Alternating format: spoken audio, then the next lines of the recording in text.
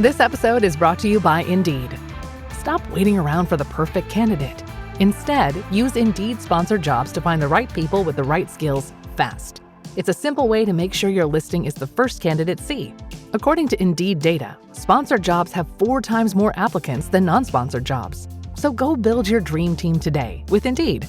Get a $75 sponsored job credit at Indeed.com/podcast. Terms and conditions apply. This podcast is brought to you by TeamTrade, a digital solution that helps you hire, optimize, and retain employees. Using psychometric assessments to identify more than 100 professional mindset traits, it gives instant reports you can use to build high-performing teams. Get 2 free profiles today, no commitment, no credit card required, at teamtrait.com. TeamTrait.com. Welcome to the Manage Smarter podcast with hosts C. Lee Smith and Audrey Strong. We're glad you're here for discussions on new ways to manage smarter, hire, develop, and retain talent, improve results, and propel team performance to new heights. This is the Manage Smarter podcast. Okay, well, I'm already laughing at the top of this podcast, Lee, because our guest today, where do you find a guy who's been a sales executive professional, who is also a very skilled improv and stand-up comedian, who is now straddling both the worlds of comedy and corporate and has advice on comedy in the workplace and do's and don'ts as well? The answer would be at a bar with a lawyer. I know. We were actually, before you got here, Kevin, we were Googling like genie in a bottle jokes, jumping off a bridge jokes. We were like, we have to have jokes for Kevin, but my specialties. I know. But seriously, folks, humor is something that can, when wielded incorrectly, get you in big trouble with HR too. Like, oh yeah, we need to talk about that as well. And this guest is well equipped to talk about all this stuff, right? Well, you know, I remember a quote that was attributed to President Dwight D. Eisenhower, who said, "A sense of humor is part of the art of leadership, of getting along with people and of getting things done." So it all starts with a sense of humor, which some people don't have, but we'll talk about that in the show as well. Yeah, what do you do with those people? Okay, welcome to Manage Smarter, everyone. I'm Audrey Strong, the Senior Vice President of Communications here at Sales Fuel. And I'm C. Lee Smith. I'm the founder and CEO of Sales Fuel. And Kevin Hubschmann is our guest, comedian, entrepreneur, business professional, founder of Laugh.Incorporated, home to Laugh.Events and the Laugh.RX newsletter. Go subscribe, y'all. He blends comedy, improv, and behavioral science to help professionals build creativity, confidence, and connection at work. Through hundreds of live and virtual events, Kevin shows that comedy skills like listening, active listening, adaptability, and presence are professional superpowers you all should be developing. Kevin, I love it. Where do you want to start on the playing field with this? Well, I'd say, first off, thanks for having me. Excited to be here. The energy has been electric, so this is really great. But yeah, I mean, I think to give your audience an idea of where I'm coming from and putting me in the sales world, you know, I started as the first 10 employees of this software startup called Splash, and I was the first salesperson there because I raised my hand and said, I think I can do this. I had no real professional skills. I was right out of college. But what I was doing on the side was training in improv. I had for 3 hours a week, me and my 2 brothers and my best friend, we started an improv group called the Brothers in Flaws. And for 3 hours a week, we would do improv in my brother's apartment, we hired a coach, we'd move the furniture out of the way.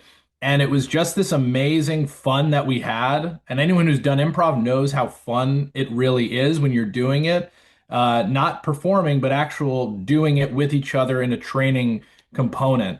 And I thought that's where it ended, but it wasn't until the next day where these skills would creep into my new job and my new role, where I was able to communicate better and collaborate with my team. I was able to communicate and listen better to my prospects. I was able to, really identify problems and go off of script of things that I wasn't normally saying. And I was building things on the fly and being really okay as well to go for it and not make mistakes. And so I started to realize that I wasn't necessarily training to be a professional comedian, but I was training to be a better professional while learning these skills. Interesting. What it's a superpower. Our audience is all different levels of management and all different some are C-suiters. Lee and I were talking about the difficulty of wielding the comedy superpower in the workplace because the C-suite behind closed doors, ha ha ha, can be telling some pretty bawdy jokes that nobody that's at a lower level in the company would ever hear. I mean, are there any like blanket hard and fast rules for everyone? Maybe we should start there. I think when the difference of what I like to talk about with jokes or with comedy is not that comedy equals jokes. And I think that those are Yeah. sort of two separate things. And my goal in my organization is to help people understand that humor skills and comedy skills, as I refer to them, are actually about soft skills. And that's listening, communication, empathy, thinking on the fly, going off script. Reading And the room. yeah, exactly. Reading a room, really understanding your audience and being really present. And I think that when you are able to have presence, you're able to connect with another individual. And when that other individual feels psychologically safe to mirror you and do the same, Hmm. then they start to be a little bit more vulnerable. So I think as it relates to like, when you're thinking about humor skills, it starts with active listening. It then leads to empathetic communication. And then finally, it kind of lends itself to vulnerability in which both people feel that they can be vulnerable to one another. And I think that that's a formula for laughter. Mhm. And you didn't hear me tell a joke the whole time through, but you'll see as that goes through, like when you're following those steps, people are so in tune that you will laugh at things that are not jokes. You'll laugh at things that were not necessarily funny when you recount them to other people. And that's actually what improv is. And when we train in applied improv, it's to kind of show people this isn't about comedy writing. It's not about having a setup, having a punchline, knowing when to be appropriately funny at work, when not to be. Those are like very scary things to have to think about. Mhm. Like you're walking through minefields. And so what we like to focus on is like, no, this is about creating human to human connection. And whether that's with your team, whether that's with your manager to someone that they're managing, or in the case of a lot of the sales, most of the time for individual contributors, with your prospect. Are you listening to what they have to say? Are you calling back stuff that you might have opened with in your chit chat in the beginning that's going to make them be like, whoa, this person's really listening? Or are you getting into like your pitched with your canned material and your canned jokes? Like, how Hmm. vulnerable are you actually being? And I think that if you can create that vulnerability, you're going to create a lot of laughter, which is going to then give everyone trust. Some of my favorite comedians are really great at crowd work, and I kind of equate that then to networking events or being in a room full of people, whatever. So can you give me advice, or things that you've learned from other comedians that are really great at crowd work that could actually apply to sales or apply to a boardroom or something like that? Yeah, I think whether you believe it or not, crowd work is actually sort of a strategy that people are going into. They know that when they are going to be saying something, they're asking a certain question in which they sort of know the direction in which it can go. So that's like a very interesting thing. Like when they've done enough of it, they can say, okay, what job do you do? Like what do you do for work? And then they've kind of heard enough things about on the stage about what that job might be, and they might have a follow-up question. And a lot of it is really just like mirroring back the information to that individual. So one of it is like they kind of know the questions that they're going to ask, and they've done it enough that they have reps to kind of know where it can go so they don't go off of a cliff. But two, a lot of it is about mirroring back the information to the individual or to the crowd itself. And so, it's those slight things that you're able to do in a conversation where you're being more hyper curious. And I think that Hmm. that's what crowd work is. You're watching somebody in front of a whole group of people be very curious, and that curiosity leads to more questions. It leads to finding the unique different thing that they said that's like, wait, you do what at where? Mhm. And it's like, and just even that poignant question generates laughter. Like you do that, or like how does that work? And you're giving it back to the individual. And what you're doing is you're intensely listening, you're being very curious and wanting to ask questions. And use that in a network setting, use that in a sales setting. You can continue to ask questions about people, whether it's problems that they're facing, whether it's like the chit chat in the beginning and asking questions and ice breaking, or if it's problems about their business that they're looking to solve, and you're kind of being like, and you do it with paper clips and rubber bands. Like, how the heck are you kind of going through that process? And you're giving that person validation of what they've just said to you, and you're able to eventually add on your own thing. But I think the key of it all is what I had said in the beginning. Like that foundational piece is going to be that active listening component, and then being really curious. And that creates the vulnerability that you were talking about. That's an example of how to do it. Exactly. I think that, I mean, that's one way of like, hey, how do you create psychological safety? I think a really great way that leaders can learn to create vulnerability is self-deprecation. That's a Hmm. very easy way of being like, I make mistakes too, right? And I Hmm. think that that's a really important, and self-deprecation can come in, it's a huge wide range of ways. It can come in the way of like, depending on who you are, like, hey, I look ridiculous in what I wore today, to like, wow, I really blew that last deal, and for whatever reason, like your self-deprecation can come in a wide range of areas depending on the type of person you are, the type of Hmm. relationship you have. But I think that you need to be an ability to show your team it's okay to make mistakes. I was listening to the CEO of NVIDIA talk about how he thinks that leaders and managers, they need to be very comfortable with making mistakes, because when you show your team that it's okay to make mistakes, you then can pivot a lot faster. And you create a culture in which it's okay to fail as long as you're learning from that failure, and you're moving on from that failure and coming away with a better solution. You're then creating a culture in which it's like, okay, dust yourself off and go through the next one. And I think that that's a really important thing, is that leaders need to be able to say, not only like, hey, I make mistakes too. It's okay for you to make mistakes. And I think that's where vulnerability can come in.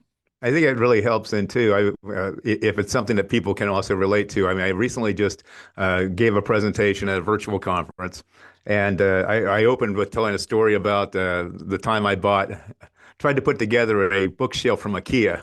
And and so that of course was laden with mistakes or whatever. But everybody that's ever bought anything from IKEA can relate to it and nod their head or while enjoying my misery. So I think that that's another thing that really helps is being self-deprecated in a way that other people can relate to or they've done themselves, I think. Yeah, and I think in another trick on the stand-up stage, is when you start off in a conversation in stand-up, you want to be very aware of your surroundings for that first 2 to 3 minutes. You want to bring the audience in by recognizing, hey, I look like this. It's like, hey, everyone's seeing what I look like, or this room looks like a certain thing, or that last comedian did that thing, or that person in the crowd is wearing that thing. It's kind of this allowing people to be in on the inside joke with you. That creates that level of trust that says, okay, let me get into it with this person. So the big goal in stand-up comedy in the first like 2 to 3 minutes is, how do I break the ice before I get into my staged Hmm. material, to know that people are going to feel very comfortable with me. And so to your point, like that self-deprecation is a very great way to do it, because you're able to talk about that and people can relate to that experience. So those moments where you're able to say, hey, we all have a shared experience, and I'm going to open up with mine, and it happens to be self-deprecating, that creates that vulnerability where people will be like, okay, I'm going to listen a little bit harder now into this, and I Hmm. like what this guy's got to say. It Yeah. also helps if it's something obvious. So I had a mentor, for example, bald or whatever, so he would make hair jokes, or Yeah. and I had another friend of mine, whatever, that had a really deep Irish accent. So almost to, and of course he would make fun of that. And another friend of mine who was also very short, and so she would make jokes about her height. So it's like, if it's something obvious that everybody can, it has two eyes basically, can observe, that also works too, don't you think?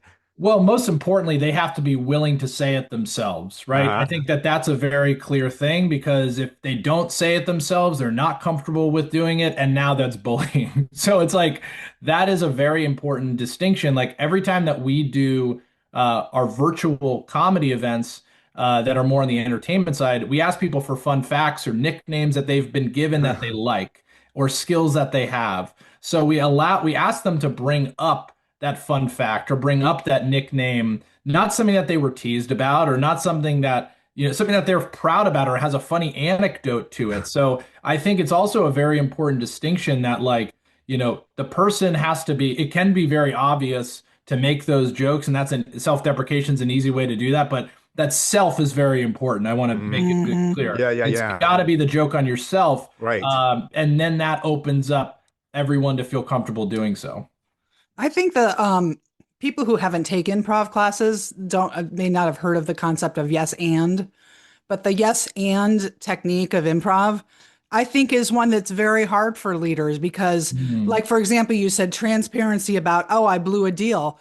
Well, I can see a sales leader digging in and saying, I am not going to talk about that. No, absolutely not. I don't care. We're going into our sales meeting. No, no, no. But you're saying you should say yes, yes, I did, and whatever else you want to say will bond the team behind you.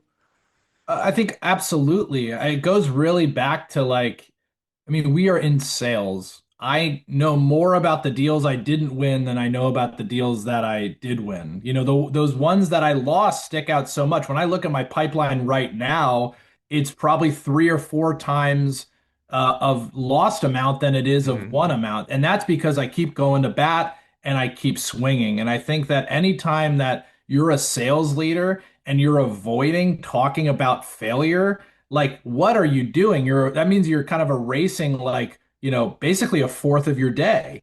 Or sorry, three-fourths of your day. Yes. And so that, I think, is a huge red flag and a huge mistake that a sales leader cannot um, accept that something has gone wrong, or accept that there was maybe a processy wrong, or should have brought a solutions architect in, or should have gotten more people to buy in at the top, or whatever it might be. Because if you do not identify what went wrong, how on earth could you find out what did go right? And so I think, and fix it for next time. And I always like to relate it also back to, like, when I do stand-up comedy and I'm doing a set, I might do brand new material for 5 minutes and I might bomb for 4 minutes and 55 seconds.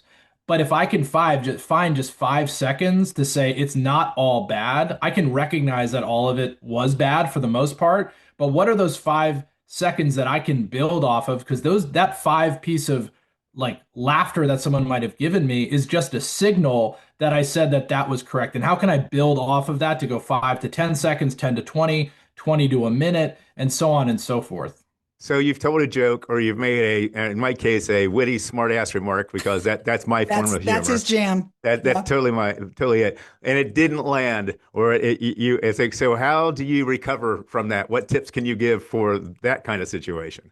On to the next one. I think, Audrey spoke to it when it comes to improv. It is this idea of you need to be willing to go on to the next scene. If you keep yourself in a previous scene, again, you're hearing me go from improv and stand up and go back and forth because I Right. like to say that there's a lot of things you can learn from doing stand up comedy as an individual contributor, but then doing improv comedy with a group of people that's more of a team game. So for this case, I'm going to talk about, all right, let's go back to the improv world. If you were to make a mistake, and you were to say, "Oh, I made a joke and the audience didn't get it, it didn't laugh," you're not going to stay on that because it's going to tear down the rest Uh-huh. of the scene and the rest of your team. So in this case, you might have made a bad joke. You're representing your manager, your sales architects, your BDR. You're not going to, like, flounder. You're not going to be like, "Oh, I can't believe I did that," and whatever. It's on to the next one because we need to be actively listening to the next thing that you could redeem yourself from. And so it's kind of this mentality in improv where you want to be, forget about it, move on to the next thing and say, let me listen for an opportunity where I can hear a moment where I can contribute positively again. Hmm. And you don't look at the amount of like wins you had in that call, but just what's the next thing that you can do right. And in improv, they call it working to the top of your intelligence. What's the smartest play that you can do from there? And it could be in the form of a joke, it could be in the form of a thoughtful thing, even whatever it might be. You're actively listening and you're not thinking not only about your mistake that you made, but even like, oh, wait, I have another joke I could make. Like they call it an improv F your good idea, because it's Yeah. like you shouldn't be thinking of Mhm. like the thing to say. You should be thinking of the next best thing to say based on what the person said That's it. Yeah, previously. Yeah. that's sales right there. Too many salespeople where they're already thinking about the next witty, brilliant thing that they're going to say. And what happens is, they ask a question, they're not listening. They're not listening all the way through the end because that's where the good information is, and that also is what sets you up then for the follow-up question. But I also find in a situation like that, that's where the self-deprecation comes in. Going No, back to yeah. the previous topic, because you could say something like, "Well, it's a good thing I went into sales instead of comedy," or something like that.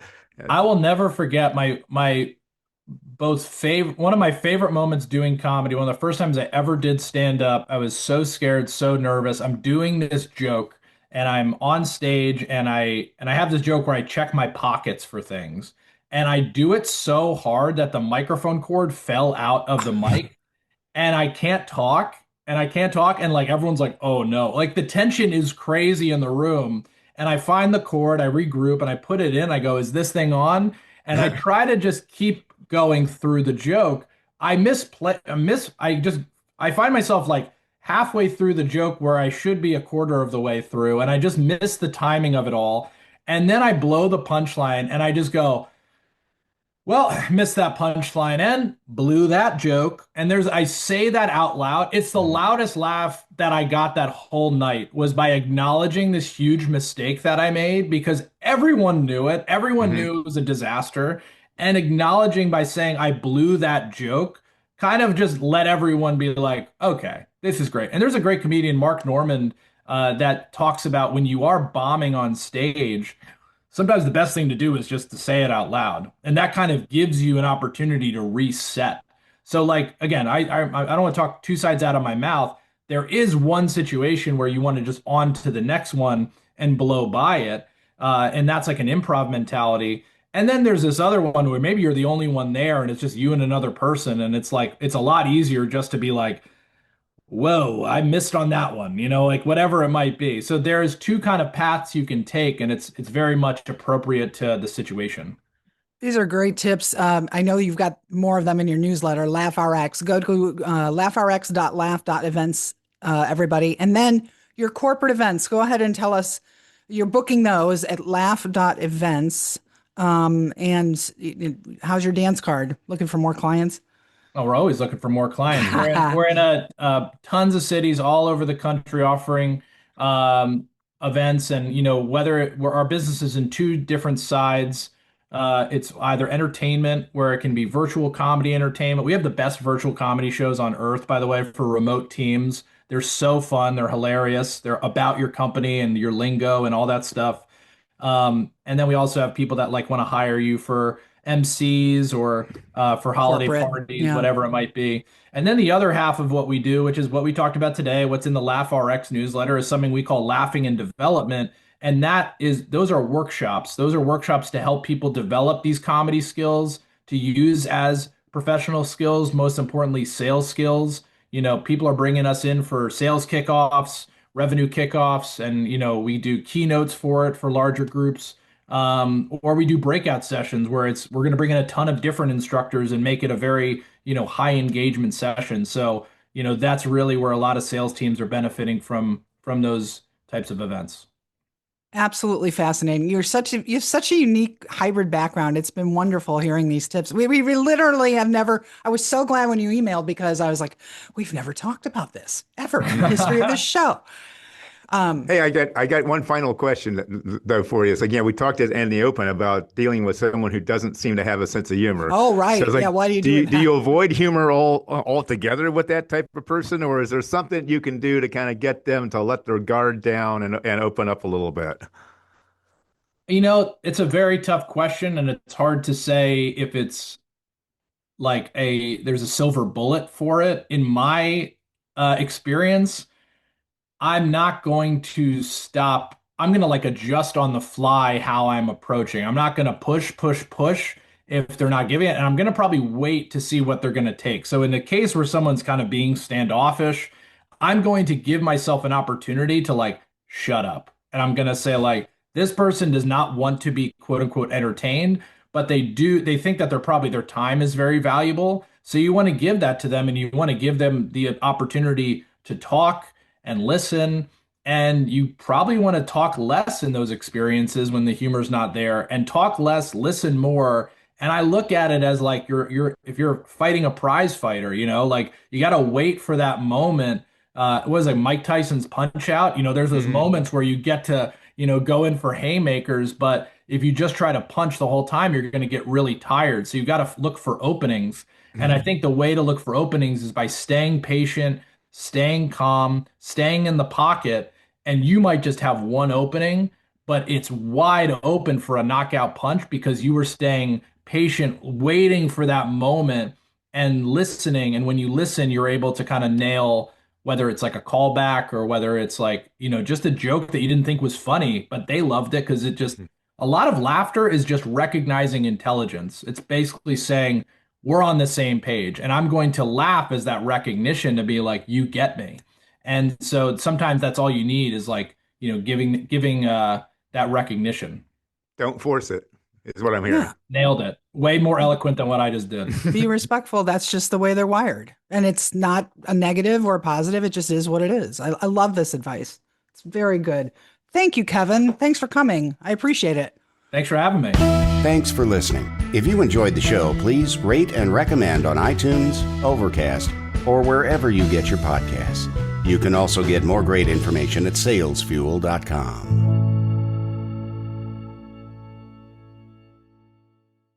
This podcast is a part of the C-Suite Radio Network. For more top business podcasts, visit c-suiteradio.com.